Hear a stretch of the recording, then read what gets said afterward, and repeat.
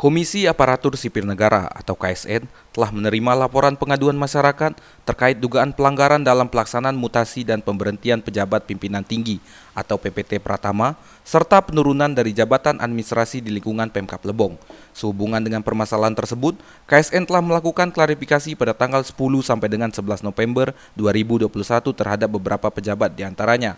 Mustarani Abidin, Sekda Lebong, Nelawati, Sekretaris Merangkap PLT Kepala DPM PTSP Lebong, Chandra, Kabid Mutasi dan Promosi BKPSDM Lebong, dan Wince Damayanti, Kabid Pengembangan Kinerja Aparatur BKPSDM Lebong.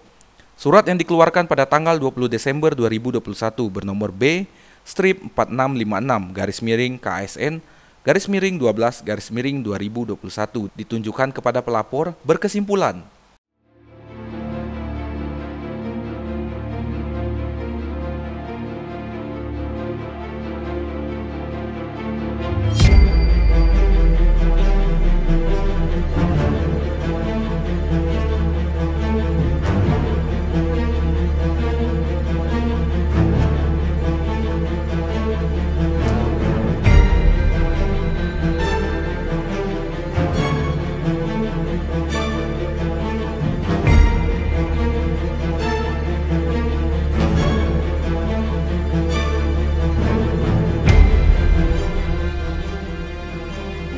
John Perianto, salah seorang KSN pusat saat dimintai konfirmasi oleh pihak Lebong TV terkait keabsahan surat yang berlogo burung Garuda, KOP KSN pusat dan ditandatangani oleh Ketua KSN Republik Indonesia, Agus Pramusinto,